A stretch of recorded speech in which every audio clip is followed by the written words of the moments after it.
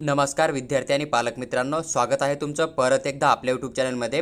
तर पहा, मला व्हॉट्सअप आणि कॉलवर खूप जास्त एक कॉमन डाऊट विचारला जातो की सर, महाराष्ट्र स्टेटमध्ये जर आपल्याला फक्त महाराष्ट्र स्टेटमध्ये जर समजा BMS BHMS आणि BOMS म्हणजे जे काही युनानी कोर्स आहे तिथं जर ॲडमिशन करणं असेल तर 2024साठी महाराष्ट्र स्टेटमध्ये BMS BHMS ॲडमिशनसाठी आपल्यापाशी वेगवेगळे पर्याय काय राहतील आणि त्याची काउन्सिलिंग प्रोसेस नेमकी कशी चालते, तर याबद्दल तुमचा मला खूप जास्त डाऊट येत आहे. तर आज मी तुमचा तो डाऊट 100% सॉल्व्ह करण्याचा नक्की प्रयत्न करेल. तुम्ही व्हिडिओला एकदम पूर्णपणे बघून घ्या, तुमचा प्रत्येक डाऊट या ठिकाणी सॉल्व्ह होऊन जाईल की तुम्हाला महाराष्ट्र स्टेटमध्ये BMS BHMS करायचं आहे तर त्याची काउन्सिलिंग प्रोसेस नेमकी कशी होते आणि तुम्ही कशी काउन्सिलिंग प्रोसेस केल्यावर तुम्हाला थोड्या कमी स्कोर पण सीट अलॉटमेंट होऊ शकतं. तर याबद्दल आपण सविस्तर चर्चा करूया. पूर्ण व्हिडिओ बघा, तुमचा सर्व डाऊट या ठिकाणी क्लिअर होऊन जाईल. त्याचबरोबर जर तुम्ही चॅनलवर पहिल्यांदा आला असाल तर चॅनलला सबस्क्राईब करून आमच्यासोबत जोडून राहा, जेणेकरून फ्युचरमध्ये जी काय ॲडमिशन प्रोसेस चालू होईल ना महाराष्ट्र स्टेटची किंवा ऑल ओव्हर इंडियामध्ये तुम्ही कुठं जरी ॲडमिशन करायचा विचार करत आहात तरी त्याची पूर्ण काउन्सिलिंगची इन्फॉर्मेशन आम्ही एकदम फ्री ऑफ कॉस्टमध्ये याच यूट्यूब चॅनलवर तुमच्याबरोबर नक्की शेअर करू.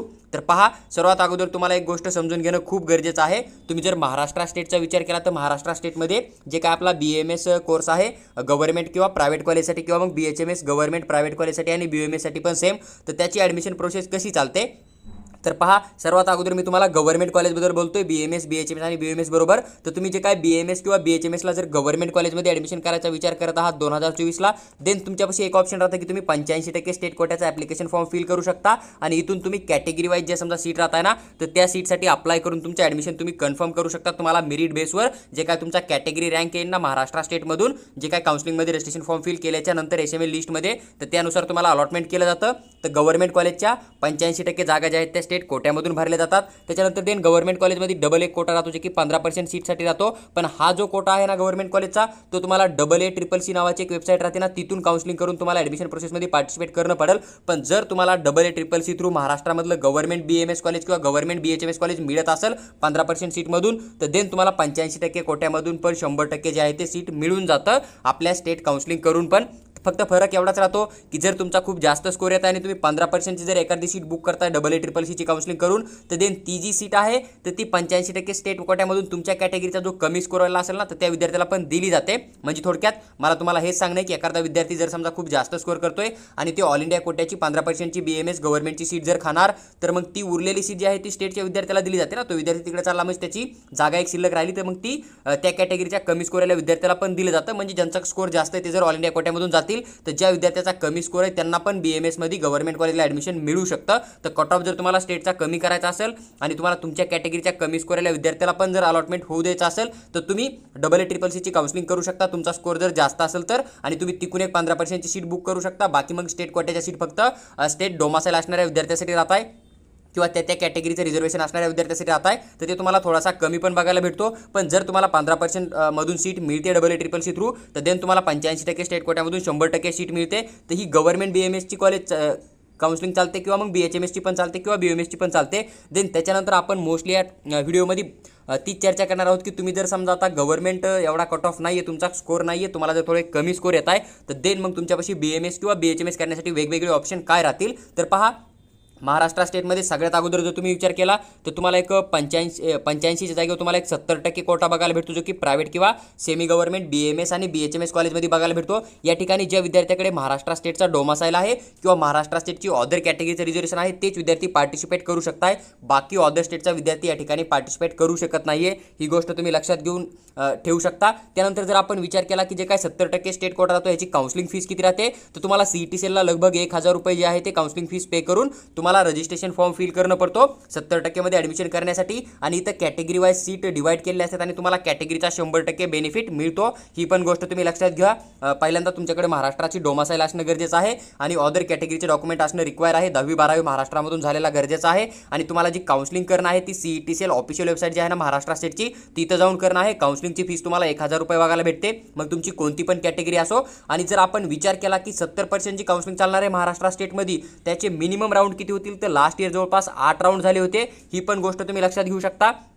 फक्त BAMS साठी जे आहे ना तुम्हाला थर्ड राऊंडपर्यंत जे सीट अलॉटमेंट होतं ना ते फिक्स राहतं की तुम्हाला थर्ड राऊंडपर्यंत जे लास्ट इयरचा कट ऑफ बघायला भेटतो ना तेवढा जर तुमचा स्कोर असेल तर तुम्ही एक सेफ झोनमध्ये आहात हे तुम्ही कन्सिडर करून घेऊ चलू शकता समजा.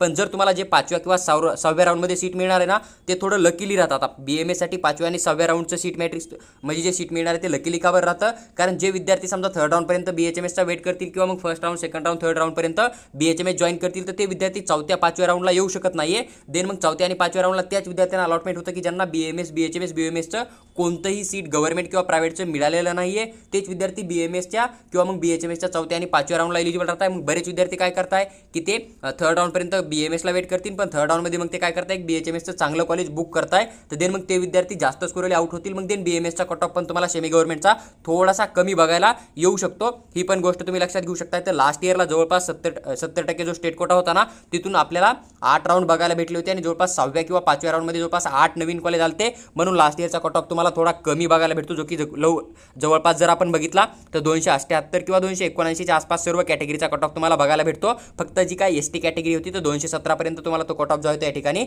दिसून आला होता. तर ही झाली आपली स्टेट काउन्सिलिंग जी की ऑफिशियली स्टेटच्या विद्यार्थ्यासाठी राहते समजा.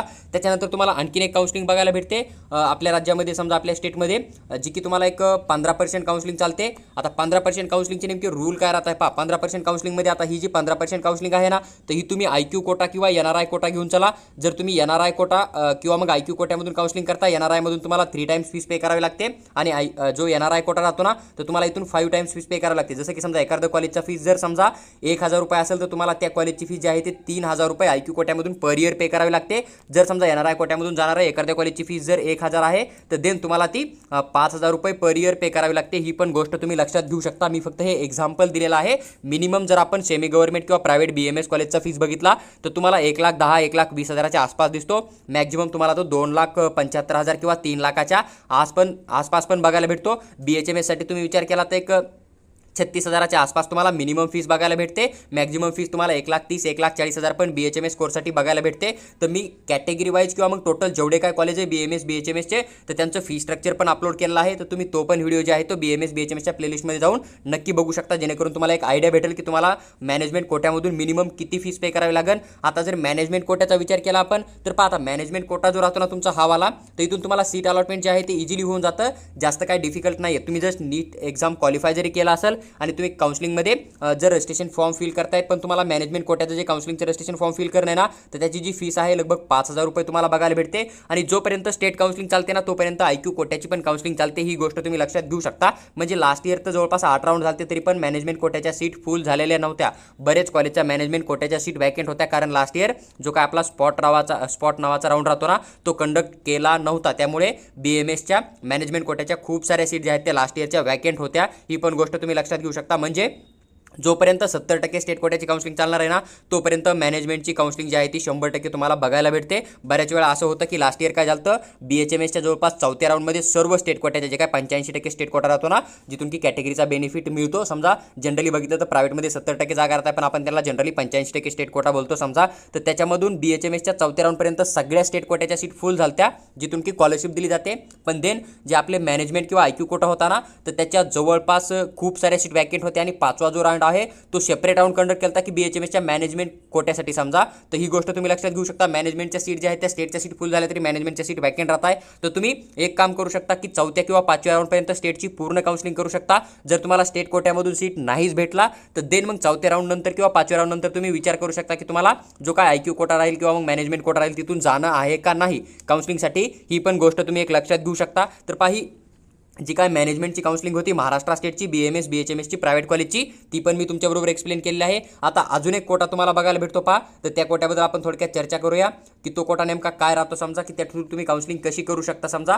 पहा आता हे झाले आपले 2 कोटे जे की समजा एक 70% झाला आणि त्याचबरोबर आपण एक बघितला जो की आपला 15% मॅनेजमेंट किंवा IQ कोटा किंवा NRI कोटा तुम्हाला बघायला भेटला. त्यानंतर तुम्हाला आणखीन एक 15%चा कोटा बघायला भेटतो समजा आपल्या स्टेटमध्ये जो की समजा 15%ची काउन्सिलिंग कंडक्ट करताय समजा. आणि तो जो राहतो तो कोटा जो आहे तो आपला ऑल इंडिया कोटा तुम्हाला बघायला भेटतो. या ठिकाणी ऑल इंडिया कोटा म्हणजे काय की ज्या विद्यार्थ्याकडे डोमासाईल नाही आहे स्टेटचं डोमासाईल तुमच्याकडे नसेल म्हणजे एखादा विद्यार्थी बिहारमधून येतोय किंवा मध्य प्रदेशमधून येतोय किंवा तुम्ही महाराष्ट्र स्टेटचे पण विद्यार्थी आहे पण तुमच्याकडे डोमासाईल वगैरे काहीच नाही आहे, तर देन तुम्ही ऑल इंडिया कोट्यामधून काउन्सिलिंग करून ॲडमिशन घेऊ शकता. महाराष्ट्र स्टेटचे जे काही सेमी गव्हर्नमेंट कॉलेज राहतील किंवा प्रायव्हेट कॉलेज राहतील त्यांच्यामध्ये तुम्ही ॲडमिशन करू शकता. पण पहा, ज्या विद्यार्थ्याकडे महाराष्ट्र स्टेटचे पूर्ण डॉक्युमेंट आहे, डोमासाईल आहे आणि ते विद्यार्थी जर ऑल इंडिया कोटा 15%ची काउन्सिलिंग करताय तर देन तुम्हाला या ठिकाणी कॅटेगरीचं पूर्णच्या पूर्ण बेनिफिट मिळतं, जेवढं की तुम्हाला 70% काउन्सिलिंग करून स्कॉलरशिप वगैरे मिळणार आहे ना, कॅटेगरीनुसार ती बेनिफिट तुम्हाला ऑल इंडिया कोट्यामधून पण मिळतं. पण तुमच्याकडे महाराष्ट्र स्टेटचं डोमासाईल बाकी अदर डॉक्युमेंट असायला हवे. तुम्ही जरी काउन्सिलिंग 15% ऑल इंडिया कोट्यामधून करणार आहे तरी तुम्हाला काही प्रॉब्लेम नाही येणार, फक्त त्याचे थोडे रूल राहत आहे, रूल थोडे वेगळे आहे, ते पण मी थोडक्यात तुमच्याबरोबर या ठिकाणी एक्सप्लेन करीन. पण लक्षात राहू द्या की हे जे रूल आहे 2023चे आहे, 2024मध्ये नवीन ब्राउचर येईल, त्यानुसार जर काही फरक आला किंवा चेंज आला तर तो पण मी व्हिडिओ डिटेलमध्ये एक्सप्लेन करून तुमच्याबरोबर नक्की शेअर करण्याचा प्रयत्न कराल. पहा, आता तुम्हाला हा तर डाऊट क्लिअर झाला असेल की तुम्ही 15% ऑल इंडिया कोटाची काउन्सिलिंग करताय समजा BMS प्रायव्हेट किंवा BHMS प्रायव्हेट कॉलेजसाठी, देन तुम्हाला या ठिकाणी थोडं कमी स्कोर ओपन अलॉटमेंट होऊ शकतं. किंवा एक जनरली घ्या, तुम्हाला 70% स्टेट कोट्यामधून जर समजा 10 नंबरचं कॉलेज भेटलं तुमच्या चॉईसनुसार, तर देन तुम्ही जर 15% ऑल इंडिया कोट्याची काउन्सिलिंग करताय तुम्हाला या ठिकाणी 7 नंबरचं कॉलेज 100% भेटून जाईल. म्हणजे तुम्ही 15%ची काउन्सिलिंग करणार आहे ऑल इंडिया कोट्याची तर तुम्हाला स्टेट कोट्यापेक्षा एक थोडं बेटर कॉलेज पण मिळू शकतं, ही पण गोष्ट लक्षात घेऊ शकता. किंवा मग BHMS साठी तुम्ही ट्राय करायचा विचार करत आहात तर जस्ट तुम्ही नीट एक्झाम थोडी म्हणजे जसं की समजा लास्ट इयरचा तुम्ही बघितला स्टेट कोट्याचा कट ऑफ किती होता, जवळपास 179 178 किंवा 180च्या आसपास तुम्हाला बघायला भेटला होता.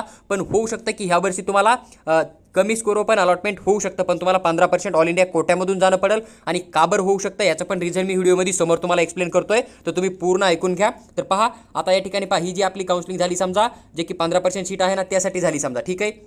तर तुम्ही आता 15% ऑल इंडिया कोट्यामधून जाणार आहे तर तुम्हाला काउन्सिलिंगचे रूल काय आहे, सर्वात अगोदर तुम्हाला CET सेलचे 70% स्टेट कोट्याचे 2 राऊंड होतील समजा, हे 2 राऊंड कंप्लीट झाले की देन 15% जी काय तुमची ऑल इंडिया कोट्याची काउन्सिलिंग चालणार आहे ना महाराष्ट्र स्टेटमध्ये, तर त्यांचं रजिस्ट्रेशन फॉर्म ओपन होतो. आणि मग नंतर 15% ऑल इंडिया कोट्याचे काय होतील 2 राऊंड कंप्लीट होतील. हे 2 राऊंड ज्यावेळेस पूर्ण होतील त्यावेळेस मग नंतर तुमचा स्टेट कोट्याचा 3rd राऊंड होतो. तर पहा, आता या ठिकाणी ड्रॉबॅक हाच राहतो की जे विद्यार्थी 3rd राऊंडसाठी वेट करणार आहेत स्टेट कोट्याच्या BMS कॉलेजला समजा प्रायव्हेटसाठी, तर ते विद्यार्थी किंवा मग जे गव्हर्नमेंट कॉलेजला वेट करतील ना तर ते विद्यार्थी ही जी 70%ची काउन्सिलिंग चालणार आहे ना तर त्याच्यामधून 2nd राऊंडमध्ये सीट बुक नाही करणार किंवा ते तिकडे जाणार नाही आहे, कारण त्यांचा लॉस काय होतो. पहा, काउन्सिलिंगचा रूल काय आहे की अगोदर तुमचे काय केले जाणार आहे, स्टेट कोट्याचे 2 राऊंड घेतले जाणार आहे. 2 राऊंड कंप्लीट झाल्यानंतर तुमचे ऑल इंडिया कोट्याचे 2 राऊंड होतील आणि ज्यावेळेस तुमचे हे ऑल इंडिया कोट्याचे 2 राऊंड कंप्लीट होतील त्यावेळेस तुमचा स्टेट कोट्याचा 3rd राऊंड लागतो. मग समजा एखादा विद्यार्थी की त्याला स्टेट कोट्याच्या 3rd राऊंडमध्ये जाणं आहे समजा, तर मग तो विद्यार्थी जर इथं 2nd राऊंडमध्ये सीट बुक करेल ना तर मग त्याचा खूप मोठा लॉस होतो, कारण तो हा विद्यार्थी इथं जर समजा सीट सोडून देईल तर त्याच्याकडून एक 50,000 रुपये डिपॉझिट ठेवून घेतलं जातं काउन्सिलिंगला, तर ते डिपॉझिट त्याला परत मिळत नाही आहे, कारण तो काउन्सिलिंगमध्ये भाग घेणार आहे. 2nd राऊंडमध्ये त्याला कॉलेज मिळणार आणि तो जर तिथं ॲडमिशन नाही करणार तर त्याचं 50,000 रुपये डिपॉझिट जे आहे ते CET सेल जप्त करतं, त्याला रिफंड देत नाही आहे. म्हणजे त्या विद्यार्थ्यापाशी 2च ऑप्शन राहणार आहे, एक तर त्याला 2 राऊंडमध्ये जे ऑल इंडिया कोट्यामधून सीट मिळेल समजा तर ते सीट बुक करणं आहे आणि स्टेट कोट्यामधून काउन्सिलिंगमधून आउट होणं आहे, आपली डिग्री त्याच कॉलेजमधून कंटिन्यू करणं आहे. किंवा मग त्याला ते कॉलेज नको असेल तर त्याला 3ऱ्या राऊंडमध्ये येणं आहे समजा स्टेट कोट्याच्या, तर त्याच्यापाशी एकच ऑप्शन राहणार आहे की त्याला काय करणं आहे, ते 50,000 रुपये जे आहे ते डिपॉझिट CET सेलला सोडून देणं आणि नंतर मग 3rd राऊंडमध्ये पार्टिसिपेट करणं आहे. तर ही एक कंडिशन आहे. ह्या कंडिशनमुळे BHMS जस्ट तुम्हाला खूप कमी स्कोर पण अलॉटमेंट होऊ शकतं, पण मिनिमम तुम्ही नीट एक्झाम क्वालिफाय तरी असायला हवे, ही पण गोष्ट तुम्ही लक्षात घेऊ शकता. पहा, ही एक कंडिशन होती. त्याच्यामुळे ज्या विद्यार्थ्याला समजा BMSला शेवटपर्यंत वेट करणं आहे समजा, तर तो विद्यार्थी जे ऑल इंडिया कोट्यामधून जी काय 15%ची काउन्सिलिंग चालणार आहे ना तिथून 2nd राऊंडमध्ये BHMS टाकणारच नाही आहे. जर तो टाकणार आहे तर देन मग त्याचा खूप मोठा लॉस होणार आहे, कारण त्याला एक तर 50,000 सोडून देणं पडतील जर त्याला इकडे BMSला 3rd राऊंडला जाणं आहे तर समजा. तर त्याच्यामुळे BHMS तुम्हाला कमी स्कोर पण मिळू शकतं. BMSचा एवढा काय जास्त इफेक्ट नाही होणार, तरी पण स्टेट कोट्यापेक्षा BMSचा जो आहे तो थोडा बहुत कट ऑफ तुम्हाला कमी दिसेल ऑल इंडिया कोटा 15%मधून. बाकी टॉपचे कॉलेज सोडले तर अदर कॉलेजचा थोडासा कमी दिसेल, किंवा मग तुम्हाला एक जसं की मी तुम्हाला सांगितलं की एक थोडं बेटर कॉलेज पण तुम्हाला 15% ऑल इंडिया कोट्यामधून मिळू शकतं, पण त्याचे पण रूल तुम्ही लक्षात घेणं खूप गरजेचं आहे. पहा, आता मी तुम्हाला ऑल इंडिया कोटा 15%ची काउन्सिलिंग सांगतो थोडक्यात. तुम्ही जर 15% ऑल इंडिया कोट्यामधून ॲडमिशन करणार आहे तर सर्वात अगोदर तुम्हाला काय करणं पडतं, CET सेलवर एक रजिस्ट्रेशन फॉर्म फिल करणं पडतो, ठीक आहे. 2nd तुमची हेच राहते की तुम्हाला त्या ठिकाणी 2,000 रुपये जी आहे ती नॉन रिफंडेबल काउन्सिलिंगचा फीस आहे, जो की तुम्हाला ऑफिशियल CET सेलला पे करावे लागतो. त्यानंतर 3rd तुमची हेच कंडिशन आहे की तुम्हाला या ठिकाणी 50,000 रुपये जे आहे ते डिपॉझिट पे करावे लागतं. ही गोष्ट तुम्ही लक्षात घेऊ शकता. आता तुम्ही 1st राऊंडला चॉईस फिलिंग करणार आहे. 1st राऊंडमध्ये जर समजा तुम्हाला सीट अलॉटमेंट झालं, समजा सीट भेटलं, देन तुम्ही ते सीट सोडताय, फ्री एक्झिट घेताय, काही प्रॉब्लेम येणार नाहीये. तुम्ही 2nd राऊंडमध्ये ऑल इंडिया कोट्याच्या पार्टिसिपेट करू शकताय. देन जर समजा तुम्हाला 2nd राऊंडमध्ये BMS किंवा BHMSचं सीट भेटलं, समजा एखादा विद्यार्थी की त्याला या ठिकाणी BMSचं एखादं कॉलेज भेटलं, पण त्याला वाटतं की मला आता थर्ड राऊंडमध्ये जाणं आहे समजा स्टेट कोट्याचं, जे की आपला 70% स्टेट कोटा चालेल, तर तुम्हाला या ठिकाणी जे काय तुम्ही 50,000 पे केले ते तुम्हाला सोडून देणं पडतील, तरच तुम्ही 70% स्टेट कोट्यामध्ये इलिजिबल होणार आहे, किंवा मग तुम्हाला जे सेकंड राऊंडमध्ये ऑल इंडिया कोट्यामधून कॉलेज भेटणार आहे ना, तर ते तुम्हाला जॉईन करून तिथं डिग्री कंप्लीट करावी लागेल. ही पण गोष्ट तुम्ही लक्षात घेऊ शकता. तर हे झालं BMSसाठी. आता BHMSसाठी पण सेम कंडिशन बनते. समजा तुम्ही जर काउन्सिलिंगमध्ये पार्टिसिपेट करणार आहे, तुम्हाला डिपॉझिट वगैरे किंवा काउन्सिलिंग फीस सेम राहणार आहे.